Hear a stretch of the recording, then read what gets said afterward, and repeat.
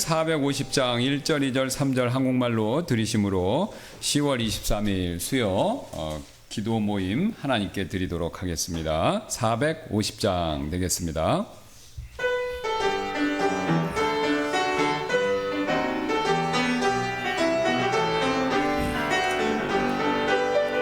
주 없이 살 수 없네 죄인의 구주여, 그 귀한 보배 피로 날 구속하시니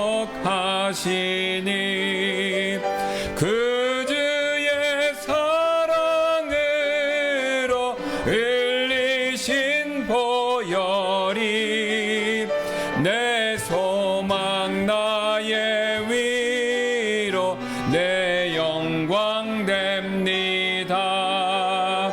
주 없이 살 수 없네 나 혼자 못 서리. 힘없고 부족하며 지혜도 없으니 내 주는 나의 사랑 또 나의 힘이라. 주님을 의지하여 지혜를 얻으리. 주 없이 살 수 없네 내 주는 아시네. 내 영의 깊은 간구 마음의 소원은 주밖에 나의 마음을 네 알아주리요. 내 마음을 위로하사 평온케 하시네. 예, 우리 앞쪽으로 좀 더 가셔서 548장 되겠습니다. 548장 똑같이 1, 2, 3절 한국말로 드리도록 하겠습니다.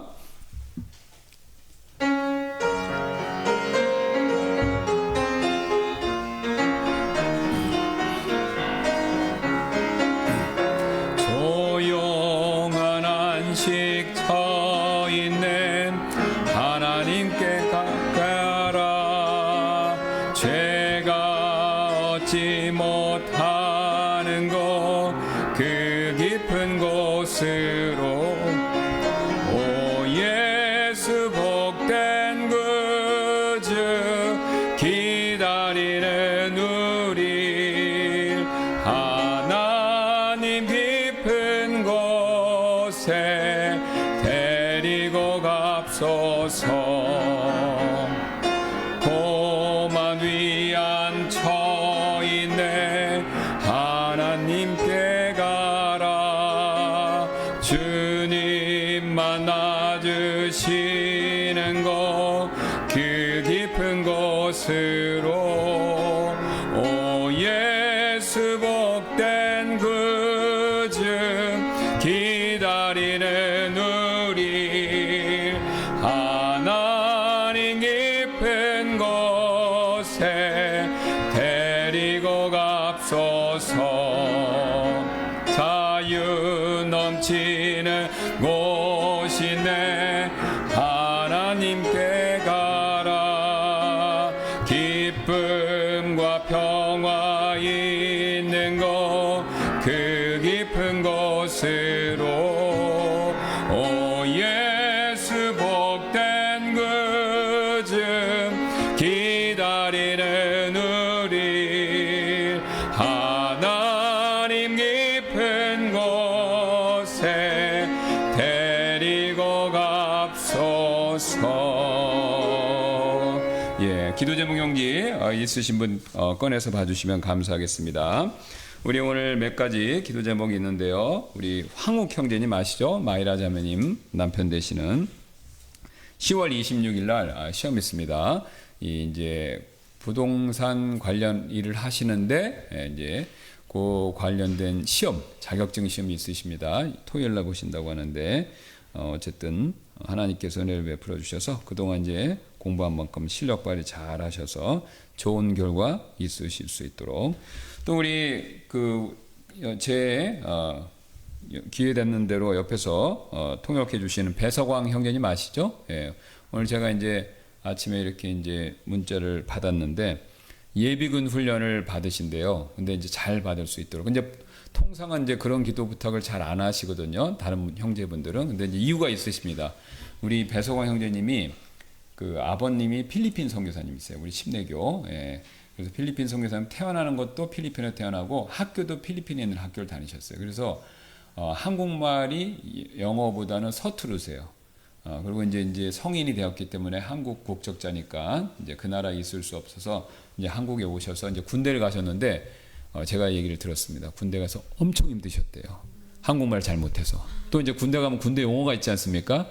그래서 이제 군대에 대한 약간 트라우마 같은 것이 있으신 것 같아요. 근데 예비군 훈련 가면 또 이제 그게 받고 그래야 되니까 좀 부담이 되시는 것 같아요. 부담이. 뭐 예비군 훈련 자체가 위험하거나 뭐 아주 힘든 그런 일은 아닌데 아무래도 이제 군 생활이 힘드셨기 때문에 좀 부담되시는 것이 있으셔서 기도 부탁을 하셨는데, 그래서 예비군 훈련 금요일까지 오늘부터 잘 이렇게 무사히 마치실 수 있도록 기도 부탁드리도록 하겠습니다.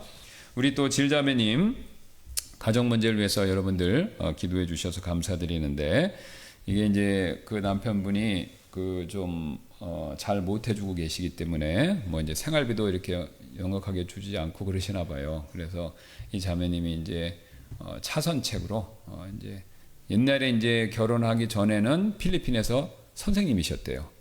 그러니까 정식 선생님, 이제 사범대학 나오고 이제 진짜 교원이셨던 것 같고, 그래서 이제 거기서 선생님 하다가 어쨌든 결혼하셔서 오셨고, 한국에 오셔서도 이런 아이들 영어 가르치는 일을 좀 하셨던 것 같은데, 그래서 이제 다시 한번 이제 또 직장을 알아보시려고 한다고 합니다. 그래서 이제 잘 필요한 직장 잘 이렇게 구직하실 수 있도록 기도 부탁드리도록 하겠습니다. 그 다음에 또 우리 기도하는 나라, 여기 화면 PPT 보여주시면 감사하겠는데요. 우리 이제 중국 되겠습니다. 중국은 뭐 제가 설명 안 드려도 잘 아시는 국가죠. 공산주의 때문에 무교가 제일 심한데, 또 지난번에 김근호 목사님이 간증해 주셨던 것처럼 1억 명, 최소한 1억 명, 어떤 분들은 뭐 한 2억 명까지. 근데 이제 이게 지하교회로 가버렸기 때문에 통계가 정확하지는 않다고 그러는데 최소 1억 명 이상이라고 합니다. 기독교인들이. 그러니까 이제 하나님이 놀랍게 지금 역사하시는데, 어쨌든 더 복음이 왕성하게 전해지고 하나님의 말씀이 흥왕하고, 또 기회가 된다면 우리처럼 중국이요. 우리가 중국 사람들을 미워해서는 안 됩니다. 왜냐하면 우리도 똑같이 죄인이고 하나님은 모든 인류를 사랑하시기 때문에. 그런데 이제 중국의 국가 체제가 신앙의 자유를 반대하기 때문에 그런 국가 체제는 우리가 지지하진 않죠. 기도는 하지만 지지하진 않습니다. 그래서 이제 중국이 신앙의 자유를 우리처럼 그렇게 자유롭게 신앙생활을 할 수 있는 국가가 되도록 우리 또 기도해야 되겠습니다. 또 우리 선교사님 오늘 앰플리오 선교사님 되겠는데요. 선교 편지를 보내오셨습니다. 제가 읽도록 하겠습니다. 2024년 10월 2일 친애하는 목사님과 교회 성도님들께 여러분의 지속적인 기도와 이곳에 있는 저희를 돕기 위한 여러분들의 희생적인 헌신에 감사를 드립니다. 하나님께서는 다음과 같이 우리에게 약속한 바를 지키셨습니다. 내게 구하라. 그리하면 내가 이 교도들을 내게 상속물로 주고 땅의 맨 끝 지역들을 내 소유로 주리라. 매주 있는 저희 토요 방문 전도 시간에 그리스도를 개인의 구원자와 주님으로 믿고 고백한 미스터 티엔과 미세스 호브로 인해 하나님께 찬양을 드립니다. 미스터 티엔과 미세스 홉은 그동안 저희 교회를 쭉 출석하셨습니다. 삶에 고난이 생길 때 그분들이 믿음으로 굳게 맞서시는 분들이 되실 수 있도록 기도 부탁드리도록 하겠습니다. 또한 자신의 세 자녀들과 함께 저희 교회에 신실하게 참석하고 있는 미세스 트랭이 또한 4주 전에 구원을 받았습니다. 지난 주일에 저희 교회 출석 인원은 50명이 넘었습니다. 보통은 40명에서 머물렀는데 지난주는 이보다 훨씬 더 많았습니다.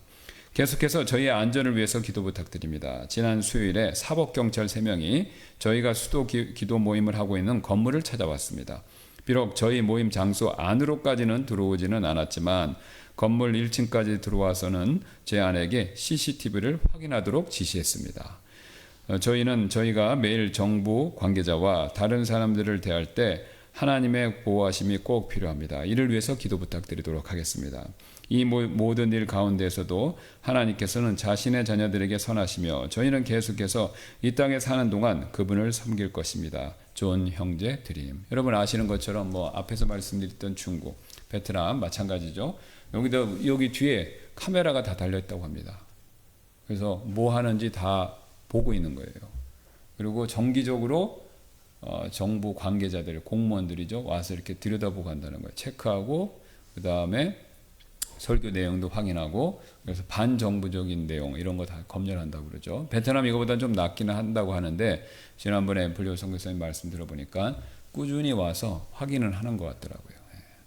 자, 우리 또 앰플리오 선교사님이 필리핀 분인데 베트남에 가셔서 또 사역을 하시잖아요. 굉장히 쉽지 않은 사역을 하시는데 우리가 지난번에 뵀었을 때 또 우리 간증 들으면서 어쨌든 우리가 계속해서 또 우리가 재정적으로 후원하고 또 기도해서 베트남에 있는 많은 혼들이 또 우리 앰플리오 선교사님의 사역을 통해서 구원받고 교회에 더해질 수 있도록 기도 부탁드리도록 하겠습니다. 그 다음에 우리 교회 봉사하는 우리 김영은 자매님 되겠습니다. 우리 자매님이 집이 멋이잖아요. 좀 꽤 거리가 있으신데 오늘 이제 수요일 날 우리 이제 이거를 맡아서 영상 이런 걸 맡아주시기 위해서 먼 길을 또 이렇게 와주시고 계십니다. 물론 근데 성도분들이 교회에 수요일 날 오시는 건 당연하지만 먼 곳에서 오시는 거 쉽지 않은데 어쨌든 이렇게 수고해 주시고 애써 주셔서 감사드립니다. 위에서 기도 부탁드리도록 하겠습니다. 또 우리 한국 독립침례교회 영동성서침례교회 서울에 있고 송파 쪽에 있죠. 이준순 목사님. 어제 우리 목회자 모임 했는데 좋은 시간이었습니다. 그래서 저희가 이제 목사님들을 만나서 여러 가지 기도 제목도 나누고 교회 사정 또 중요한 일이 있으면 의논도 하는 시간을 갖거든요. 또 이제 성경 그 번역에 대한 피드백 같은 거 듣고 고칠 수 있는 거 고치는 거 그런 얘기를 했는데 어쨌든 이 이제 그 이준선 목사님 교회 말씀 들어보니까 그 최근에 이제 좀 어려운 일이 있으셨어요. 어떤 형제가 교회에서 이제 약간 문제를 일으켜서 힘든 일이 있으셨는데 이제 잘 이렇게 크게 이렇게 확대되지 않고 마무리됐는데 이게 참 그분이 이제 왜 문제를 일으키냐면 그 좀 정신적인 문제가 있으십니다. 그러니까 저희가 이제 그런 얘기를 나눴어요. 그러니까 다 이렇게 마라나타, 뭐 서울제일시킴 이렇게 얘기를 들어보면 요새는 이 정신적으로 문제 있으신 분이 교회에 꼭 있으시더라고요. 뭐 ADHD부터 해서 우울증, 조울증, 그거 외에 뭐 여러 가지 증상들 다 있으세요. 그래서 이게 이제 세상이 그러니까 요즘에 세상에 정신적으로 문제 있는 분이 많으시잖아요. 근데 그분들 가운데서 이제 구원받으시고 또 가족 가운데도 그런 분이 있으시니까 그래서 이제 정신적으로 불안하신 분들이 꽤 많습니다. 그래서 이제 그런 분들이 이제 교회에 계시기 때문에 우리가 기도 많이 해드려야 되고 또 그런 분들이 사탄의 시험에 또 넘어가시기가 쉬워요. 또 이게 자기가 감정 통제나 이런 게 안 되니까 그러니까 이제 그런 일이 없도록 교회에서 굉장히 신경 쓰고들 계신데 뭐 제가 뭐 우리 교회도 저기 말씀 안 드려도 사정들을 아시지 않습니까? 그래서 우리가 계속 기도해야 되겠습니다. 그런 분들이 하나님 말씀으로 치유받고 또 이게 교회에서 신앙생활을 잘 하실 수 있도록 굉장히 중요합니다. 요즘에 너무 더 늘면 늘었지 줄지는 않을 것 같아요. 제가 봤을 때. 그래서 계속 기도 부탁드리도록 하겠습니다. 우리 다른 교회들을 위해서. 그다음에 우리 교회 가족과 자녀분들 김석진 형제님 가족 되겠습니다. 성경 사역에 대해서는 방금 말씀드렸고요. 그다음에 우리 양국과 우리 윤 대통령 또 미국의 대통령 위해서 기도하시고 또 이스라엘 우리는 이스라엘의 평화를 위해서 기도할 의무가 있습니다. 왜냐하면 딴 거 불문하고 예수님이 이스라엘 백성 가운데 오시지 않았습니까? 또 복음은 이스라엘 백성들도 가지고 있었어요. 아브라함이 제일 처음으로 갈라디아서 말씀 보면 복음을 선포했고 하나님이 믿지 않았습니까? 구약도 동일한 방식으로 예수 그리스도를 믿는 복음으로 구원받는데 물론 차이가 있습니다. 우리는 예수님이 오신 이후에 복음을 믿기 때문에 예수님에 대해서 소상히 알고 그분들은 예수님 오시기 전이기 때문에 예언의 말씀을 통해서 알기 때문에 예수님에 대해서 아는 양은 적습니다. 그러나 예수님을 믿는 건 동일합니다. 구약이나 신약이나.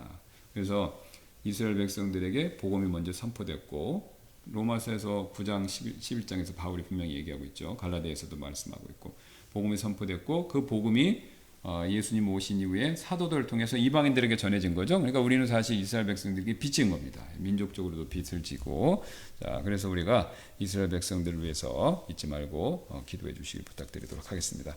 제가 몇 가지 지금 말씀드렸던 기도 제목 가지고 기도하고 우리 찬송곡 한 곡 더 드리고 말씀 우리 살피는 시간 갖도록 하겠습니다. 다 같이 기도하시겠습니다. 주님 감사합니다. 오늘 또 우리가 수요 기도 모임으로 많은 수가 아니지만 이렇게 또 신실하게 모여서 하나님 앞에 찬양을 드리고 또 예수 그리스도의 크신 이름에 힘입어 하나님의 은혜 왕자 앞으로 나아가 우리의 필요한 모든 것들을 아뢰 수 있는 기도의 특권을 허락해 주셔서 감사를 드립니다. 주님은 우리의 능력, 우리의 실력, 또 우리의 숫자, 또 우리의 재능보다도 우리의 신실하심을 먼저 보십니다. 하나님께는 어려운 일이 없고 하나님께는 숫자가 중요하지 않고 하나님께 오직 중요한 것은 우리의 마음입니다. 하나님은 사람의 마음을 먼저 보시고 그 마음이 항상 하나님을 향하여 있는지 또 그 마음이 항상 하나님을 향해 열려 있는지 또 그 마음이 항상 하나님을 향해서 신실한지 이것을 굉장히 소중하게 여기시는데 주님 우리가 그런 마음을 갖는 사람들이 되기를 원합니다. 그래서 우리가 주님 앞에 신실한 마음으로 이 자리에 왔고 또 주님의 말씀을 믿는 마음으로 이 자리에 왔고 또 하나님께서 우리의 기도를 들어주신다라는 확신을 가지고 이 자리에 왔습니다. 주님 우리가 하나님의 약속의 말씀에 근거해서 우리의 필요한 모든 것들을 아뢰 때 우리가 가진 그 어떤 것을 보시지 말고 우리 안에 있는 예수 그리스도의 피와 의 바로 그리스도의 공로를 보시고 하나님께서 우리의 기도를 들어주시고 역사하여 주옵소서. 이것이 우리에게 가진 가장 큰 중요한 것이고 자랑거리입니다. 우리가 이 자랑거리가 있기에 오늘 이 자리에도 이렇게 올 수 있었고 오늘 이 자리에 지금 하나님의 은혜 왕자 앞에 나아갈 수 있는 것입니다. 우리가 이 사실을 명심하고 주님 앞에 섰사오니 약속대로 주님께서 우리의 기도를 들어주옵소서. 특별히 우리 이 시간 황욱 형제님 26일 날 시험이 있습니다. 부동산 관련 업무 하시는데 꼭 필요한 자격증이 오니 주님께서 궁휼히 여겨주시고 또 은혜를 베풀어 주셔서 공부한 대로 아니 또 지혜와 명철을 주셔서 필요 이상으로 하나님께서 넘치도록 명철을 주셔서 좋은 결과로 하나님께 영광 돌리고 또 앞으로 그것이 우리 형제님에게 복이 되어서 교회를 더 잘 섬길 수 있는 기회가 되도록 주님 은혜를 베풀어 주옵소서. 또 우리 질자매님을 위해서 기도하기를 원합니다. 우리 남편의 그 잘못으로 인해서 그 죄악으로 인해서 여러 가지 참 어려움을 겪고 있는데 가장 먼저 주님 그 남편이 회개하고 이참에 예수님 믿어 구원받아 아내에게로 올바르게 용서를 구하고 돌아올 수 있도록 하나님께서 그렇게 역사해 주시기를 원합니다. 주님 그러나 이 남편분의 마음이 쉽게 돌이킬 것 같지 않고 또 이게 재정적인 어려움과 압박을 받는다고 들었습니다. 주님 그래서 우리 자매님이 또 옛날과 같이 과거처럼 또 이렇게 파트타임이라도 일을 잡고 또 생활에 필요한 비용들을 감당하기를 원하는데 주님께서 불쌍히 여겨주셔서 우리 자매님에게 또 기회를 주시고 또 일을 함으로 또 생활비를 어느 정도 또 감당할 수 있도록 하나님께서 큰 역사를 큰 은혜 가운데서 역사하여 주옵소서. 또 아들 성진이를 위해서 기도합니다. 마음의 상처가 커서 굉장히 힘들어한다라는 얘기를 들었는데 그래도 감사하게도 하나님께서 또 역사해 주셔서 우리 성진이가 계속해서 밝은 표정으로 교회에 오고 또 우리 동생들과 어울리고 또 동생들에게 친절을 베푸는 모습을 볼 수 있게 해주셔서 감사를 드립니다. 또 같이 탁구도 치고 하나님께서 그 성진이의 마음을 지금까지 지켜주셨는데 계속해서 지켜주셔서 성진이가 이 일로 인해서 나쁜 곳으로 삐뚤어 나가지 않도록 지켜주옵소서. 또 시험받아 또 악한 것에 물들지 않도록 도와주옵소서. 또 이것으로 인해서 마음에 쓴뿌리가 생겨서 부모님 특히 아버지에 대해서 나쁜 감정을 갖지 않도록 도와주옵소서. 이게 말같이 쉬운 일은 아니라는 것을 압니다. 하나님이 도와주셔야만 됩니다. 주여 도와주셔서 성진이 마음을 붙들어 주옵소서. 성진이가 지난번에 저에게 얘기했던 것이 기억납니다. 그는 성진이가 또 하나님의 사역을 하고 싶다라는 얘기를 했습니다. 비록 어려서 그냥 아무런 생각 없이 잠깐 하는 말일 수도 있겠지만 그러나 만약에 하나님께서 그런 뜻과 계획을 성진이의 삶에 갖고 계시다면 주여 은혜를 베풀어 주셔서 이런 어려움이 성진이의 삶에 요셉처럼 또는 욥처럼 인내하고 견디는 연단의 과정이 되어서 성진이가 하나님 앞에서 올바른 사람으로 클 수 있도록 주님께서 은혜를 베풀어 주옵소서. 또 그 외에도 우리 배서광 형제님 교회에 보내주시고 또 통역하는 것으로 섬기고 또 우리 교회를 섬기는데 여러 가지 힘쓸 수 있게 해주셔서 감사를 드립니다. 주여 도와주셔서 또 언어 문제 때문에 군생활도 힘들었다라고 들었는데 또 예비군 훈련 받는 일도 부담이 되는 것 같습니다. 주님께서 도와주셔서 의사소통이 또 잘 되고 불미스러운 일이 없도록 도와주셔서 예비군 훈련 금요일까지 무사히 잘 마칠 수 있도록 함께하여 주옵소서. 그 외에도 또 건강상에 어려우신 분들이 있습니다. 또 가정사가 있습니다. 남편 문제, 자식 문제, 또 시부모 문제, 그 외에 또 친구들과의 문제, 여러 가지 문제가 있습니다. 제가 목회를 하면서 보니 문제가 없는 사람이 없다라는 걸 느꼈습니다. 하나님은 이 모든 것을 저보다 더 잘 아시니 모든 사람들, 특히 우리 교회 성도들의 모든 어려움을 다 아시는 줄로 믿습니다.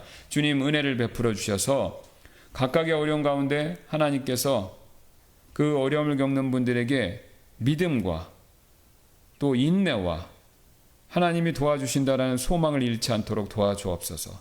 원망, 불평, 낙담은 우리에게 아무런 득이 없습니다. 유익이 없습니다. 이스라엘 백성은 광야에서 엎드려 기도하는 대신 원망, 불평, 낙담을 하다가 멸망했습니다. 주님, 우리가 그런 사람 되지 말고 어려울 때마다 엎드리고 낙담이 나올 때마다 기도하고 슬플 때마다 찬송 부르고 또 뒤로 물러나고 싶을 때마다 교회 예배에 참석해서 오히려 믿음으로 다윗처럼 전진하는, 문제에 맞서는 저희 모두가 되도록 도와주옵소서. 하나님은 정하신 때가 있고 우리가 감당할 시험만을 허락하신다고 약속하셨습니다. 또 하나님이 이런 어려움을 허락하신 데는 성경에서 최소한 10개 이상의 이유들을 우리에게 가르쳐주고 있습니다. 그 가운데 어떤 것인지 우리는 모르지만 한 가지 분명한 사실은 하나님은 뜻과 목적과 계획 없이 우리에게 어려움을 허락하지 않는다라는 사실입니다. 우리가 이 사실을 믿고 하나님 앞으로 더 나아가 우리의 문제를 아뢰고 기도하고 필요하다면 인내하는 저희 모두가 되도록 주님께서 도와주옵소서. 이 시간 이후에 우리 살필 말씀 시간에도 복을 내려주셔서 이 야곱의 이야기가 수천 년 전 옛날 이야기가 아니라 주일학교 아이들이 아는 그런 재미난 이야기가 아니라 살아있는 말씀으로서 우리 삶에 적용이 되는 그런 놀라운 말씀이 되도록 역사하여 주옵소서. 감사드리며 모든 말씀 예수님의 존귀하신 이름으로 기도드렸습니다. 아멘. 예, 우리 찬송 392장 한 곡 더 드리고 우리 말씀 살피는 시간 갖도록 하겠습니다.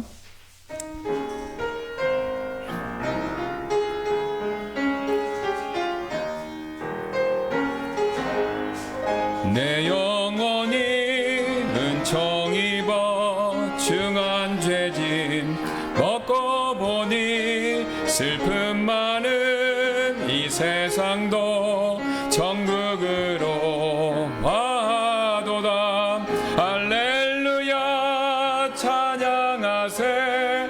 내 모든 죄 사함 받고 주 예수와 동행하니 그 어디나 하늘나라 주의 얼굴 뵙기 전에 멀리 뵈던 하늘나라 내 맘속에 이루어지니 날로 날로 가깝도다. 할렐루야 찬양하세. 내 모든 죄 사함 받고 주 예수와 동행하니 그 어디나 하늘나라 높은 산이 거친 들이 조막이나 궁궐이나 내 주 예수 모신 곳이 그 어디나 하늘나라. 할렐루야 찬양하세. 내 모든 죄 사함 받고 주 예수와 동행하니 그 어디나 하늘나라. 예, 우리 오늘 살펴본 말씀 창세기 29장 15절부터 28절인데요. 지난 시간에 살폈던 이 내용에 이어서 살펴보도록 하겠습니다. 우리 사모님 가서 옷 좀 전해주시면 감사하겠습니다. 창세기 29장 15절부터 28절까지 말씀 제가 읽고 우리 말씀 살피는 시간 갖도록 하겠습니다. 29장 15절입니다. 라반이 야곱에게 이르되 내가 내 형제이기 때문에 내가 거저 나를 섬겨야 하겠느냐. 내게 구하라. 무엇이 내 품삯이 되겠느냐 하더라. 라반에게 두 딸이 있었으니 큰 딸의 이름은 레아요 작은 딸의 이름은 라헬이더라. 레아는 눈이 약하였으나 라헬은 아름답고 잘생겼더라. 야곱이 라헬을 사랑하였으므로 이르되 내가 외삼촌의 작은 딸 라헬을 위하여 외삼촌을 7년 동안 섬기리이다 하더라. 이에 라반이 이르되 그녀를 내게 주는 것이 다른 사람에게 주는 것보다 나으니 나와 함께 있으라 하더라. 야곱이 라헬을 위하여 7년 동안 섬겼으나 그녀를 향한 사랑으로 인하여 7년이 그에게는 며칠 같았더라. 야곱이 라반에게 이르되 내 날들이 찼으니 내 아내를 내게 주소서. 내가 그녀에게 들어가겠나이다 하더라. 이에 라반이 그곳의 모든 사람들을 함께 모아 잔치를 베풀었더라. 그리고 저녁 때에 이 일이 일어났으니 곧 라반이 자기 딸 레아를 데려다가 야곱에게로 보내니 그가 그녀에게로 들어갔더라. 라반이 또 자기 여종 실바를 자기 딸 레아에게 여종으로 주었더라. 또 이 일이 일어났으니 곧 아침이 되니 보라 그것은 레아였더라. 그가 라반에게 이르되 외삼촌이 내게 행한 것이 도대체 무엇이니까? 내가 라헬을 위하여 외삼촌을 섬기지 아니하였나이까? 어찌하여 외삼촌이 나를 속이셨나이까? 하더라. 이에 라반이 이르되 우리 지방에서는 그렇게 맏딸보다 작은 딸을 먼저 주는 일을 절대로 하지 아니하느니라. 그녀를 위해 이레를 채우라. 그리하면 우리가 이 딸도 내게 주리니 내가 다른 7년을 여전히 나와 함께하며 섬길지니라 하더라. 이에 야곱이 그렇게 하여 그녀를 위해 이레를 채웠고 라반이 자기 딸 라헬도 그에게 아내로 주었더라. 우리 지난 시간에 이제 살피던 내용이었죠. 뛰는 야곱 위에 나는 라반이라는 제목이었는데 그 이어서 못 끝냈기 때문에 연결해서 살펴보도록 하겠습니다. 오늘 보셨던 말씀처럼 이제 야곱의 우여곡절을 겪고 드디어 라반 집에 이제 도착했지 않습니까? 네, 그런데 이제 거기서 이제 그 품삯에 대한 서로 거래가 있었죠. 네. 근데 이 거래의 핵심은 뭐였냐면요. 바로 결혼 지참금을 지불하고 라헬을 얻어가는 거였죠. 예, 그 당시는 지금과 다르게 이런 말씀을 하면 좀 죄송한데 그 당시에는 여성분들을 고대 사회에서는 노동력 정도로 간수를 했습니다. 그렇죠? 예, 그러니까 이제 남자보다 중요성을 떨어뜨리게 이렇게 봤죠. 그러니까 이제 특히 아버지들이 그 자기 딸들을 재산같이 여겼어요. 예. 그래서 자기 재산같이 여겼기 때문에 그 자기 딸을 시집 보낸다는 거는요 재산의 손실을 의미합니다.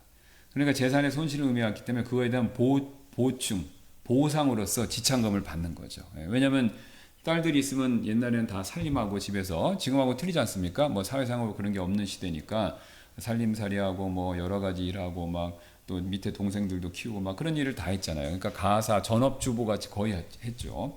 그러다 보니까 굉장히 중요한 노동력이었는데 이게 손실되니까 그거에 대한 보상으로서 지참금을 주는 게 문화였습니다. 근데 야곱이 아시는 것처럼 빈털터리로 왔기 때문에 지참금을 줄 게 없죠. 지참금을 주고 라헬을 데려가야 되는데 줄 수가 없는 거예요. 그러면 이제 뭐냐? 자기가 가진 노동력 이거밖에 없죠. 그러니까 자기가 일을 하고 일에 대한 대가로서 이제 지참금으로 계산해서 그 대가를 친 다음에 라헬을 자기 아내로 데려가겠다. 이게 이제 야곱의 생각이었고 뭐 라반도 그거에 대해 있어서 기본적으로 동의했죠. 그럼 문제는 왜 7년이었냐 이거죠. 지금 이제 7년이라는 횟수가 우리한테 와닿지 않는데 제가 이제 지난번에 말씀드렸던 것처럼 최저 시급으로 계산하면 지금의 최저 시급으로 계산하면 7년이라는 거면 2억 한 6천 된다고 그랬죠. 굉장히 적지 않은 돈입니다. 그러니까 2억 6천만 원 정도를 지참금으로 내겠다 이겁니다. 7년을 일해서. 그러면 분명히 야곱이 속된 말로 하면 세게 부른 거예요. 그렇죠? 예, 자기 지참금을 그 큰 액수로 걸은 거죠. 그럼 왜 야곱이 큰 액수를 이 사람이 불렀냐 이거죠. 야곱이 관대한 사람이기 때문에 그렇습니까? 안 믿어지죠? 예, 자기 형 것도 아버지 속에서 뺏은 사람인데 양복 없는 사람이잖아요. 그러니까 야곱이 그냥 관대해서 우리 큰아버지가 나를 데리고 있어 주시고 라헬이 이쁘니까 뭐 그래서 그냥 자기가 넉넉한 마음으로 주는 게 결코 아닐 인물이죠. 예. 손해 안 보는 사람인데 그럼 이 사람이 왜 관대한 액수를 겉으로 보기에는 그 7년을 불렸는가라고 했었을 땐 이유가 있었다라는 거죠. 바로 뭐냐? 거기 답이 나오지 않습니까? 29장 26절. 이에 라반이 이르되 우리 지방에서는 그렇게 맏딸보다 작은 딸을 먼저 주는 일을 뭐라고 그러죠? 절대로 하지 않는다. 여기에 바로 힌트가 있습니다. 그러니까 예나 지금이나 결혼 풍습은 있습니다. 근데 그 결혼 풍습이요, 현대하고 과거의 차이점은요, 과거는요 결혼 예식과 풍습을 절대적으로 지킵니다. 그렇죠? 요즘에 가보셔서 아시겠지만 저도 약간 충격적이고, 사실 저는 개인적으로 그건 동의 안 합니다. 주례 없이 결혼하고 그 다음에 예식장에서 댄스하고 막 노는 거 있죠. 예, 그거는 성경적이지 않습니다. 제가 아무리 관대하게 보더라도 성경적이지 않아요. 이 성경에서 말하는 결혼식은요, 하나님 커버넌트라고 제가 누누이 말씀드렸죠. 하나님 보셨을 때 결혼은 결혼 언약입니다. 예식이 아니에요. 결혼 언약식이 맞아요. 그러니까 언약은, 성경에서 말하는 언약은 약속보다 윗단계라고 그랬죠. 약속하고 언약은 차이점 뭐냐면, 성경에서 언약은 약속을 어겼을 때는 죽음을 담보로 하는 겁니다. 그러니까 언약은 약속을 어겼을 때 둘 다 똑같이 약속인데, 언약은요 약속보다 더 심한 거예요. 그 결과에 대해 더 많은 책임을 져야 됩니다. 약속은 어기면 돈으로 배상하든지 다른 걸로 배상할 수 있는데, 언약을 어기면요 그건 죽음으로 보상이 돼요. 그러니까 하나님은 중요한 약속은 다 언약으로 맺으세요. 커버넌트, 아브라함 언약, 모세 언약. 언약으로 맺으신다는 것은 하나님이 굉장히 중요하게 엄하게 여기신다는 거죠. 성경에서는 그런 언약의 개념으로 결혼도 얘기합니다. 그러니까 결혼 언약식이에요. 그럼 뭘 언약하는 겁니까? 남편과 아내, 새 신랑 새 신부가 하나님 앞에서 하나가 되는데, 이제 이거는요 한번 맺으면요 물을 수가 없는 거예요. 간음죄 빼놓고는 죽음이 갈라서기 전까지는 서로 물을 수가 없는 거예요. 만약에 그걸 쉽게 다른 이유로 물으려고 그런다, 그러면 하나님 보셨을 때 그게 무슨 죄입니까? 사형죄예요. 하나님 보셨을 때, 우리 말고. 예. 하나님, 왜요? 언약이니까. 굉장히 결혼은 심각한 겁니다. 굉장히 신중해야 되는 거예요. 그래서 요새는 그런 것들이 원래 있었는데, 뭐 우리는 이교도니까 그런 것이 별로 없었지만, 어쨌든 우리의 근대적인 결혼식은 미국으로부터 왔어요. 자, 우리나라의 근대화는 다 미국 덕분입니다. 왜냐면은 2차 세계, 그러니까 6.25 전쟁 이후에 우리가 미국과 관계되고 미국의 도움을 많이 받았기 때문에 우리의 현대, 근대화된 모든 실제적인 것들은 미국 영향을 지대하게 받았죠. 그 전에 일본이었지만, 일본은 그 대신 유럽식입니다. 특히 영국하고 독일의 영향을 많이 받았어요. 근데 이제 일본과의 관계는 일제 때로 끝나고 6.25 전쟁이란 그 기점으로 우리나라는 완전 역사가 전후로 바뀌는데, 6.25 전쟁 이후는 미국과 관계가 맺어진 겁니다. 그러니까 우리가 미국식 영향을 받았는데, 이 결혼제도도 미국식에서 주례받고 이렇게 하는 거예요. 예. 근데 이 미국식은 분명히 성경식이기 때문에 그 주례를 세워서 했는데, 여기서 만약에 결혼에 대해서 우리가 요즘식의 방법으로 뭐 주례도 안 세우고 그 다음에 뭐 완전히 쇼처럼 그렇게 하는 거는 굉장히 성경적인 개념의 결혼식에서 멀어지는 겁니다. 그리고 왜 주례가 있어야 되고요, 하나님 앞에서. 그러니까 창세기에 나오죠. 하나님이 주례 쓰신 거 아시죠? 아담과 이브 있을 때 하나님 앞에서 아담과 이브를 주례하신 거예요. 사실은 실제적으로. 그 다음에 우리가 결혼을 끝나면 항상 먹죠. 성경을 쭉 보시면요, 성경에서는 언약을 맺으면요, 언약을 맺었다는 증표로서 결과로 항상 음식을 먹습니다. 그래서 뒤에 나오겠지만 시내산에 가서도요, 이스라엘 장로 70인하고 모세 아론 올라가서 하나님을 보고 언약을 맺어요. 그게 시내산 언약이죠. 언약을 맺고 나서 뭐 하는 줄 아세요? 음식을 먹습니다. 하나님 앞에서. 그러니까 우리가 음식을 먹는다는 건요, 이 사람과 나와 관계가 생겼다는 거예요. 그게 뒤에 나오지만 야곱이 도망쳤잖아요. 라헬이 이제 드라빔 훔쳐갖고 추적하러 막 오죠. 그랬다가 이제 못 찾으니까 라반이 야곱한테 면박을 당합니다. 그리고 이제 서로 해치지 않도록 언약을 맺어요. 근데 언약을 맺고 뭐 합니까? 음식을 먹어요. 이 개념이 만찬에도 이어지는 거예요. 새 언약이잖아요. 그죠? 6월절 언약이 있었고 새 언약이 있잖아요. 그죠? 예. 그러니까 6월절 언약 때도 뭘 먹습니까? 어린 양의 고기, 그 다음에 무교병, 이거 먹죠. 주님이 그걸 똑같이 하신 거예요. 새 언약에서도 예수님이 이제 우리를 위해서 새 언약, 피로 새 언약 세웠는데, 그거에 대한 결과물로 뭐라 합니까? 빵과 잔을 먹는 거예요. 그러니까 이 언약식을 맺고 먹는 건요, 뷔페 가서 배부르게 먹는 그런 의미가 아닙니다. 이게 커버넌트, 언약에 대한 관계가 형성됐다라는 걸 증거하기 위해서 일종의 이제 펠로우십이죠. 교제군요. 교제 개념으로 하는 거예요. 그러니까 결혼식장에 가서 막 배 터지게 먹느라고 한다. 그게 사실 성경적인 개념이 아닌 겁니다. 그러니까 남편과 아내가 처음으로 이제 생김으로 인해서 그 언약을 증인들이 돼주고 그 증인이 됐다는 증거로서 음식을 먹음으로써 확증을 해주는 거거든요. 근데 이게 음식 먹는 쪽으로 가고 영끌이로 가는 거예요. 정작 중요한 커버넌트, 언약을 맺었다, 증인들이 된다, 이 개념은 퇴색되는 거죠. 굉장히 세속적으로 가는 거예요. 자, 이것과 관계가 굉장히 깊습니다. 오늘 이 라반을 필두로 한 야곱하고 라헬의 결혼식도요, 마찬가지죠. 그 결혼의 제도의 특징들을 잘 지켜야 되는데, 요즘 시대는 이게 이제 흐트러졌지만, 과거 시대는요, 이게 정확했습니다. 여기 나이 드신 60 이상 되고 70 이상 되신 분들 아시죠? 옛날에 결혼하려면 어떻습니까? 예단하고 뭐 하나 빠지면 난리 나죠? 파혼하는 경우도 있죠. 그렇지 않습니까? 예, 뭐 신부가 뭐 해야 되고 뭐 해야 되는데 안 해온다. 그럼 드물지만 파혼도 있어요. 예, 얼마 이상 뭐 하고 왜? 그리고 전문으로 그거 제가 기억이 안 나는데 그 중매쟁이라고 그러죠. 그 사람이 중간에 조절을 또 잘 해줘야 돼요. 예, 중매인이. 예, 지금 뭐 중매인이 없는데 중매인이 해갖고 이쪽에서 얼마 하고 뭐 하고 이렇게 이걸 또 잘 해줘야 돼요. 그리고 또 지방마다 틀려요. 그래서 그 예법을 다 찾아야 돼요. 안 찾으면 안 되는 겁니다. 예. 파혼까지 되는 거예요. 그러니까 옛날에도 그랬는데 그럼 이 시대는 어떻겠습니까? 이건 절대적인 법이에요. 관습법이지만. 그러니까 여기 라반이 빈말이 아닙니다. 여기 얘기하죠. 이에 라반이 이르되 우리 지방에서는 그렇게 맏딸보다 작은 딸을 먼저 주는 일을 절대로 안 한다는 거죠. 그러니까 라반은 이건 무조건 하기로 마음먹은 거예요. 자, 그런데 여기에 누가 작전을 세운 겁니까? 야곱이. 그러니까 야곱이 딱 보니까 레아 라헬이잖아요. 레아가 언니고. 라헬을 사랑해요. 이쁘고 마음에 드는 거죠. 근데 레아는 아까 말씀드렸죠. 눈이 약하다고 그랬죠. 이게 사시라는 뜻입니다. 그러니까 레아는 사시기 때문에 마음에 들지 않은 거예요. 근데 그 당시 법에 의하면 레아가 먼저 시집을 가야 되는 거예요. 레아가 시집을 가고 그 다음에 자기 차례가 라헬 차례가 되는 건데 이게 야곱이 머리가 잘 돌아간 사람이니까 딱 보니까 레아 시집 가기 쉽습니까? 어렵습니까? 어렵겠죠. 야, 그러면 이거 내가 여기서 천년만년 기다려서 또 야곱이 나이가 꽤 되는 거거든요. 성경 계산을 따지면요 60 이상 되는 건데, 야, 이거 큰일 났다.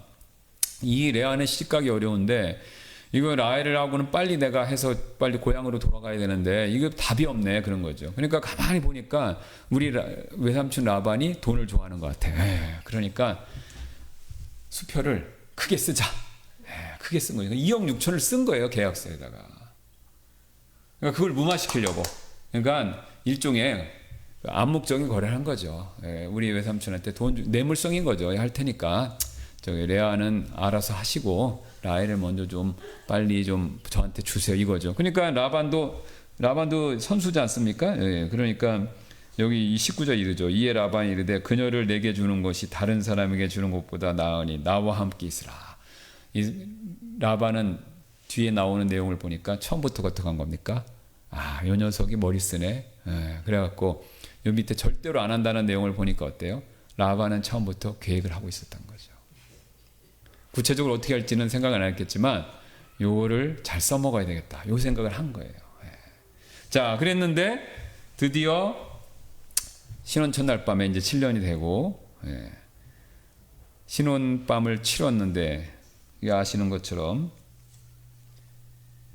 25절 보니까 이렇게 됐죠. 또 일이 났으니 곧 아침이 되니 보라, 그것은 레아였더라. 저는 이걸 보고 상상을 많이 해봤습니다. 그러니까 레아도 좀 문제가 있어요, 그죠? 제가 어떤 영화나 드라마를 보니까 이렇게 얘기하더라고. 이제 라헬은 부푼 꿈을 안고 신부로서 막 꽃단장하고 이제 사랑하는 야곱한테 가려고 그랬는데 아마 꽁꽁 묶였을 거다, 이러겠죠. 왜냐면 입도 가렸을 거 아니야, 막 소리 지르고 그랬으니까.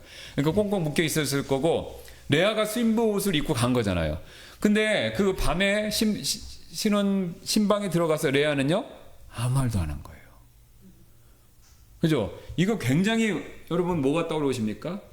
야곱이 자기 아버지 이삭을 속였던 장면. 깜깜한데.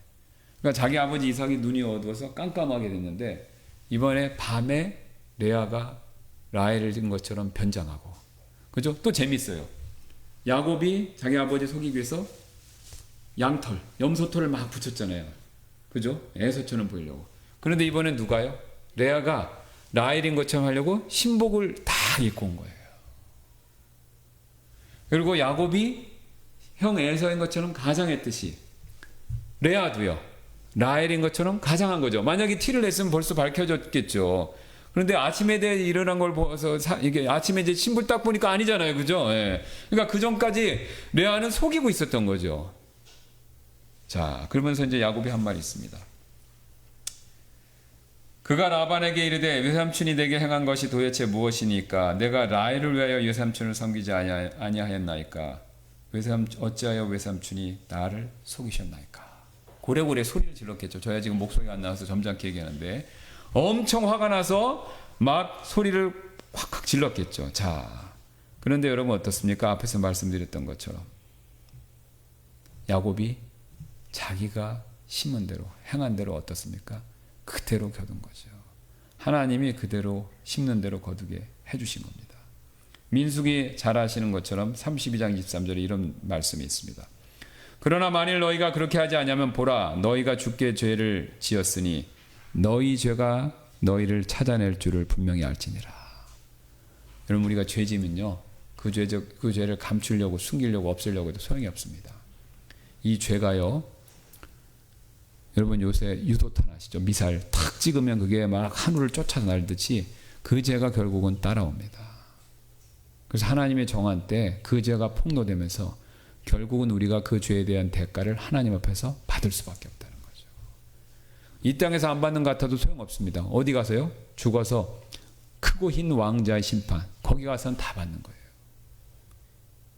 죄는 반드시 대가를 치러야 됩니다. 하나님 앞에서. 이 세상 사람들이 간이 부어서 죄 짓는 데 담대한 이유는요, 죄를 져도 죄가 나를 찾아내지 않을 것이다 라고 믿기 때문에 그래요. 죄를 져도 심판받지 않을 것이다, 죄를 져도 책임지지 않을 수도 있을 것이다 라고 생각하기 때문에 그렇습니다. 그러나 성경은 정반대로 얘기하죠. 어떤 죄라도 그 죄가 나를 찾아와서 결국은 하나님 앞에서 그 죄 때문에 나에게 책임을 묻게 한다라는 겁니다. 오늘 야곱이 그걸 대표적으로 보여주는 거죠. 야곱은 오늘 이 라반에게 속는 과정에 있어서 전적으로 자기 머리를 쓰고요, 자기 의지를 쓰고요, 자기가 원하는 바대로 계산한 대로 다 행한 겁니다. 그렇게 해서 이런 상황이 일어나지 않으려고 온갖 수를 쓰고 애를 썼는데 결국은 어떻게 된 겁니까? 딱 걸린 거죠. 누가 이렇게 하게 만드셨습니까? 하나님이시죠, 하나님이.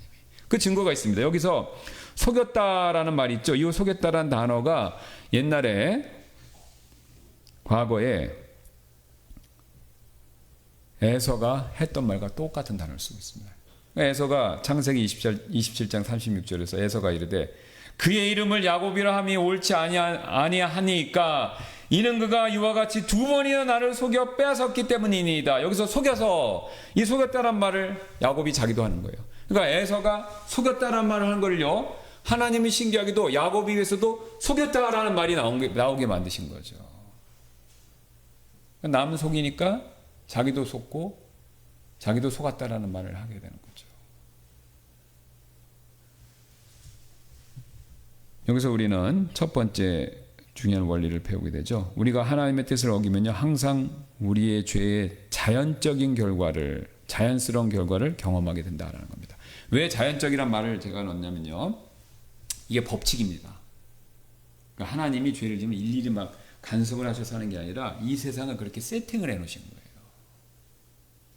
그러니까 죄를 지면요, 피하는 거 막 같지만 결국은 죄가 찾아내서 그거에 대한 값을 치르도록 하나님이 이 세상을 세팅해 놓으셨다, 이 뜻입니다.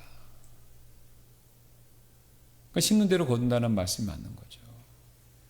그러니까 세상 사람들이 그걸 안 믿고 노력을 해보는 거예요. 누구처럼요? 야곱처럼. 근데 그게 안 된다라는 겁니다. 왜요? 하나님 손 안에 있기 때문에. 하나님이 이 세상을 그렇게 세팅을 해놓으셨기 때문에 아무도 피할 수 없어요. 단 언제 어떻게 되는지 그것만 모르기 때문에 그런 거죠. 자, 이게 자연 법칙만큼이나 예측 가능한 영적인 법칙이다라는 거죠. 그러니까 여러분, 우리가 이걸 믿으면요, 조심하게 돼 있습니다. 조심하게 돼 있어요. 사실 어쩌면 야곱의 아들인 요셉은요, 이걸 알았을지도 모르겠습니다. 자기 아버지 실수를 알았을지도 모르겠어요. 요셉이 올바른 사람일 수 있었던 것은요, 이런 사실을 믿었기 때문이다라고 볼 수 있다는 거죠. 근데 야곱은 몰랐죠. 머리도 좋고요, 힘도 세고요. 그러니까 그 당시 갖출 걸 갖춘 실력자였습니다. 그러니까 자기 힘 믿고 속된 말로 하나님 앞에서 까불다가 자기 죄가 자기를 찾아와서 그 결과를 먹은 거죠. 그 다음에 우리는 이어서 두 번째 원칙, 이 원칙 2를 봐주시기 바라겠습니다. 우리가 죄의 결과로 인해 겪는 고통의 정도는 우리가 지은 죄의 성격에 달려있다는 거죠. 그러니까 우리가 어떤 죄를 지었는가에 따라서 그 죄에 대한 결과도 이에 상응한다 이겁니다. 그러니까 심한 죄를 지면 그거에 따르는 결과도 심해진다라는 거죠. 이 원칙은 이제 바울이 로마서에서 잘 설명하고 있죠. 예.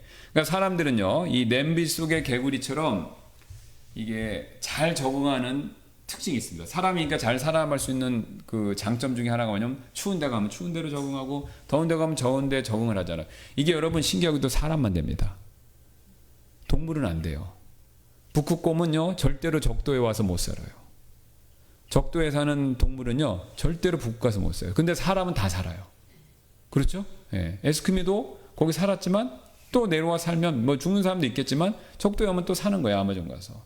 그러니까 사람만 가진 능력입니다. 환경에 잘 적응한다는 거. 근데 잘 적응하는데 이게 나쁘게 작동하면요, 죄된 생활에도 적응을 해버려요. 이게 문제죠. 이걸 우리는 보통 뭐라고 부릅니까? 중독. 예, 적응을 잘하는 게 좋은데 나쁜 거에 적응이 되면 문제가 되는 거죠. 이 중독이 되는 겁니다. 그래서 이게 죄에 중독이 되면 될수록 그에 상응하는 결과들도 심하게 점점 나타난다라는 거죠. 자, 여기 보시면 이제 그 바울이 이제 세 가지 그 단계를 분명히 보여줬습니다. 거기 보시면 로마서의 첫 번째 단계 나오죠. 그런즉 하나님께서 그들 자신의 마음의 정욕을 통해 부정함에 내어주셔서 그들 사이에 자기들의 몸을 서로 욕되게 하셨느니라. 이게 옛날에 과거에 제가 로마서 설교할 때 말씀드렸던 것처럼 사람이 정욕을 따라서 성적인 것에 부정함에 빠져들면요, 하나님 내버려 두셔서 성적인 부도덕함을 합니다. 근데 여기 딱 적응돼 버리는 거예요. 그러면 여기에 빠져들면 빨리 회개하고 돌아와야 되는데 여기에 적응이 돼 버리면요, 그 다음 단계로 미끄러지는 거예요. 그러니까 두 번째 단계가 뭡니까? 수치스러운 애정들. 이거 동성연애잖아요. 그러니까 성적인 타락에 빠져서 빨리 회개하고 돌아와야 되는데 그 성적인 타락에서 회개하지 않고 계속 거기에 머무르면요, 더 나쁜 상태로 빠지는 거죠. 동성연애를 가는 거예요. 여러분, 동성연애자들 얘기를 들어보면요, 처음부터 자신은 성적을 순수했는데 동성연애 됐다는 사람은 없어요. 다 파헤쳐보면요, 성적 문란함이 먼저 있습니다. 앞에. 나는 남자 손 한 번도 안 잡아봤는데 동성연애 됐다, 이런 거 없는 거예요. 이런 거 없습니다. 그 전에 성적 타락이 있어요. 어떤 식으로든지 육체적이든지 뭘 보든지 뭐 하든지 과학적이든지 뭐 다 있습니다. 얘기를 안 하는 거죠. 근데 상담한 사람들이 다 알아요. 그걸 상담하다 보니까 드러났기 때문에.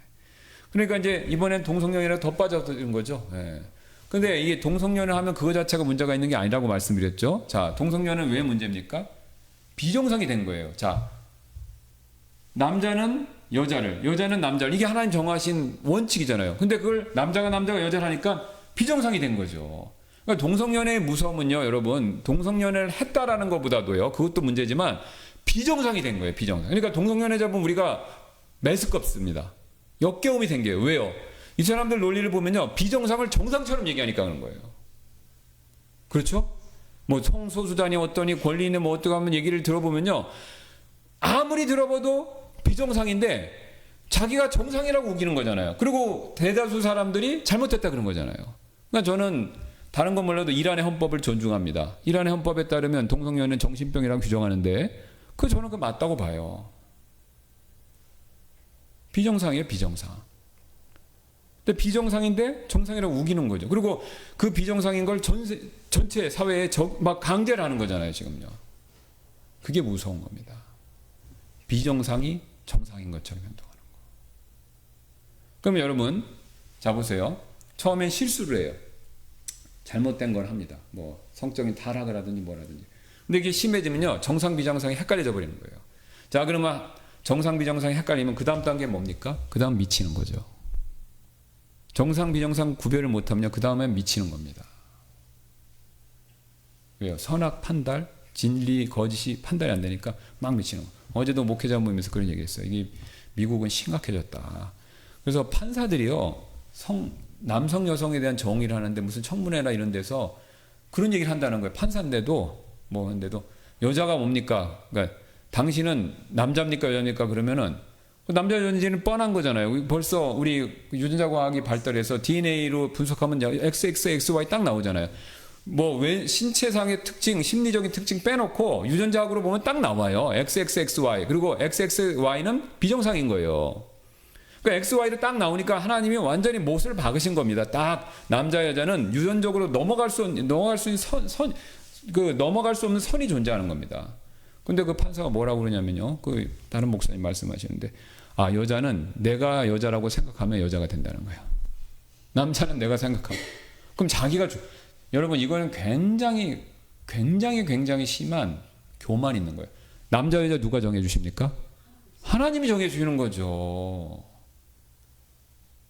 하나님이 태어날 때 얘는 남자 여자하고 남자 여자 정해 주신 증거를 유전자를 딱 넣어 주신 거잖아요. 그 배합이 어떻게 되는지 모르지만 섭리로 해서 태어날 아기마다 남자 여자 딱 한 거죠. 근데 산모가 뭐 음식을 잘못 먹거나 약물 처리 잘못해서 이게 섞이면 이제 기형이 되는 거고. 근데 하나님 딱 정해 주셨는데 뭐예요? 자기가 정해야 됐다는 거예요. 자기가 정했다. 비정상이죠. 근데 이게 심해지니까 이제 미치는 겁니다. 그러니까 그렇게 얘기한 것 자체가 판사지만 미친 거예요. 그러니까 여기서 3단계 나오죠. 하나님께서도 그들을 버림받은 생각에 넘겨주셔서 적절하지 않은 그런 것들을 행하게 하셨으니, 그 다음에 쭉 읽어보시면 26가지의 굉장히 말하기도 어려운 죄들이 쫙 나옵니다. 그러니까 제정신이 아닌 결과 정상에서 벗어나서 미친 겁니다. 이게 굉장히 무섭습니다, 여러분. 그러니까 우리가 죄는요, 죄는 모양이라고 상가라고 했듯이 죄 짓는 걸 굉장히 조심해야 됩니다. 굉장히 조심해요. 왜요? 누구를 위해서? 나 자신을 위해서. 내가 죄 지면요, 비정상 되고요, 자를 죽고. 그저 비정상이 심해지면요, 미치는 겁니다, 실제로. 그러니까 요즘에 제가 이런 얘기하면 좀 그래요. 미친 사람 많잖아요. 그죠? 강남에서 묻지 마세요. 그 사람들을 착하고 멀쩡했는데 그랬을까? 아니라니까요. 정상, 비정상이 판단이 안 되면서 어느 순간부터 그렇게 행동을 하는 겁니다. 그러니까 재판장에 불러놓고 막 사람 자기 사귀던 여잔데 사귀는 거 거절했다고 쫓아가갖고 자기 어머니하고 사는데 어머니를 그 있는 딸을 그 어머니 분 앞에서 칼로 막 여러 번 수백 번 찔러 죽이고, 그죠? 예. 그 다음에 그 어머니도 죽이고, 그 사람들 얘기하는 거 들어보세요. 굉장히 막 떳떳하잖아요, 그죠? 예. 뉘우치는 게 없는 거예요. 그게 무섭다는 거죠. 우리 사회가 경악하는 게 뭐냐면, 그런 죄를 지은 것도 문제인데 그런 죄를 짓고도 양심의 가책을 안 받는다는 거. 그러니까 요새는 뭐 합니까? 아예 그냥 정신병자인 것처럼 취급해갖고 감형받으려고 그러잖아요, 또. 굉장히 무서운 겁니다. 그러니까 하나님께서요, 우리에게 정상적인 마음을 주신 게 너무 감사한 거예요. 그러니까 죄를 지면 점점 멀어지는 겁니다. 그러니까 그러지 않도록 우리가 죄 짓지 않도록 조심해야 된다라는 거죠. 오늘 야곱의 가족도 마찬가지입니다. 보세요. 야곱의 가족의 이 모든 문제 발단은 식욕이었어요. 그렇죠? 아버지 이삭이 고기를 좋아해서, 야생 고기, 그걸 좋아하면서, 그러니까 식욕이 발단해서 뭐가 됐습니까? 편애가 됐죠. 그러니까 편애가 되다 보니까 어떻게 됐어요?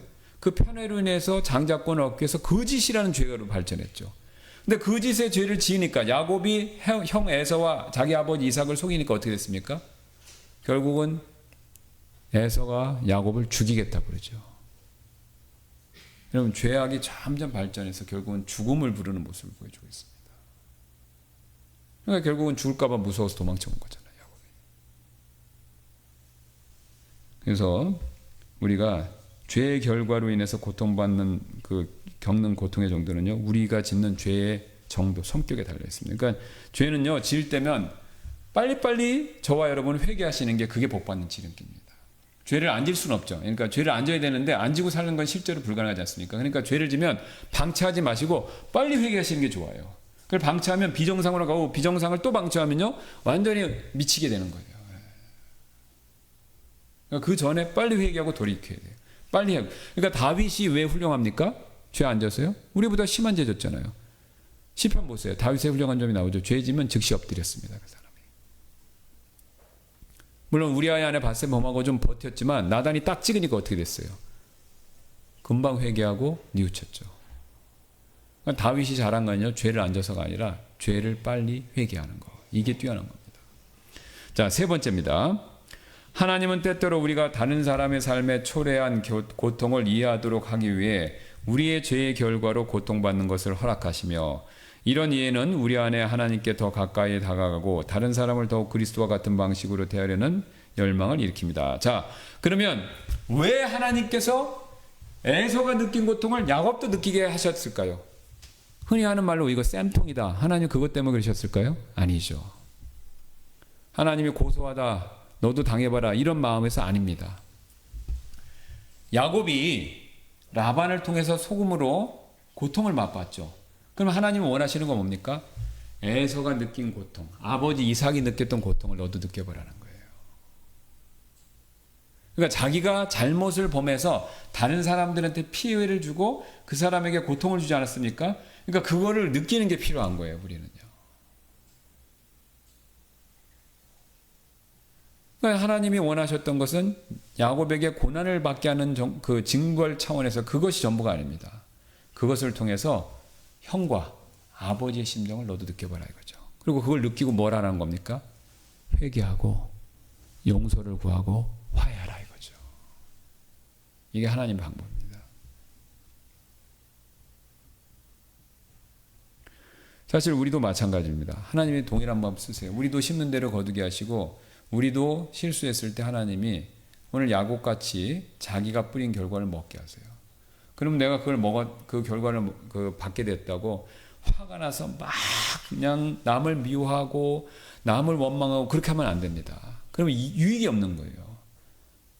그럼 내가 이랬으니까 딴 사람한테도 내가 그랬던 거에 대해서 그걸 한번 공감대를 느끼라는 거죠.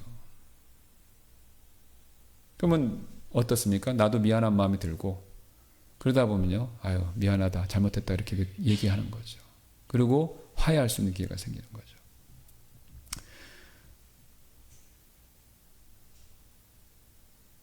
그 다음 네 번째입니다. 죄의 결과로 인한 고통이 누구로부터 왔든지 간에 하나님은 우리가 같은 어려움을 겪고 있는 다른 사람들에게 더 효과적으로 사역할 수 있는 수단으로 고통과 고난을 바라보기를 원합니다. 이게 뭐냐면요. 더 나아가서 다른 사람을 돕는 일을 하게 하시게 하는 거죠. 자, 성경에는 나와 있지는 않습니다만 야곱이요. 이 일을 통해서 완전히 회개하고 자, 그래서 내가 잘못했다. 우리 아버지하고 형을 속여서 너무 잘못했네. 회개하고 뉘우치고 새 사람 완전 되고 야복강에서 있었던 거를 지금 느끼고 경험해서 완전 새 사람 됐으면요. 그 다음부터 하나님이 야곱에게 원하셨던 건요. 라반한테도 라반을 설득했겠죠. 외삼촌 제가 그런 사람이었는데 그렇게 살면 안 되겠더라고요. 외삼촌도 그러시면 안 됩니다. 이렇게 얘기했어야 되겠죠. 그렇죠? 예. 그러니까 자기 같은 사람을 도울 수 있어야 되잖아요. 그러니까 야곱이 진짜 여기서 회개했으면은요, 뉘우쳤으면요, 라반을 설득했어야 되는 거예요. 예. 외삼촌도 그렇게 사시면 안 됩니다. 그렇게. 그게 하나님 원하시는 거죠. 하나님 원하시는 겁니다. 그래서 우리가 특별히 어려움을 겪는 경우가 있습니다. 그렇죠? 다른 사람들보다 더 심한 어려움을 겪는 경우가 있어요. 불우한 가정에 태어나고 불우한 신체적인 환경의 여건에 있고 또 불행을 당하는 경우들이 있어요. 그러면 그런 경우를 왜 하나님 허락하셨을까라고 했을 때 여러 가지 이유가 있지만 우리가 그런 일을 겪음으로 인해서 믿음으로 인내하고 내 자신을 바라보고 또 하나님 앞에서 연단되는 믿음을 통해서 나와 비슷한 일을 겪는 사람을 도와주게끔 하기 위해서입니다. 미국의 에릭 타다라고 해서 굉장히 유명한 여자 이 자매님이 계시는데 이분은 건강하고 멀쩡했는데 17살인가 요 이제 강가에서 수영하기 위해서 이렇게 점프를 했어요. 근데 점프를 했는데 이 깊은지를 얕은지를 모르고 점프를 했다가 그냥 이 목에 부딪혀 갖고 목뼈가 부러지면서 하반신 마비가 왔습니다. 구원받고 신앙생활도 잘했는데 그러니까 이제 자기가 고민한 거예요. 왜 하나님 이걸 막아주지 않고. 근데 이 자매님이 깨달은 거예요. 바울처럼. 하나님이 나같이 이렇게 신체상의 장애가 생긴 사람을 돕는 이런 일을 하라고 부르신 거구나. 헬렌 켈러랑 비슷하죠. 그렇게 깨닫고 이분이 그런 사역을 하신 거예요. 그런 사역. 그래서 그 장애가 있는 사람들, 불행을 겪은 사람들 위로하는 사역을 엄청, 그래서 하나님이 쓰셔갖고 굉장히 이분이 많이 쓰임 받았어요. 근데 비슷한 예로 옛날에 그 슈퍼맨 영화 처음에 초기에 나왔을 때 크리스토퍼, 내가 이름 모르겠는데 그 사람 아시죠? 여기 슈퍼맨 해갖고 엄청나게 유명해진 배우가 있습니다. 그 사람이 말 타다가 승마하다 낙마를 해갖고 목이 부러졌어요. 그래서 전신마비가 왔어요. 근데 그 사람은요, 원망과 저주 가운데 살다가 죽었다고 합니다. 하나님을 저주하고. 그러니까 어려움이 찾아오면요, 그거를 나를 보고 뉘우쳐야 되고, 그 다음에 거기서 멈추는 게 아니라 다른 사람을 돕고 격려하는, 그런 곳까지, 그런 방향으로까지 하나님은 나가기를 원하신다는 거죠. 이게 이제 바울이 이 원리를 이해했습니다. 저기 한번 제가 보도록 하겠습니다.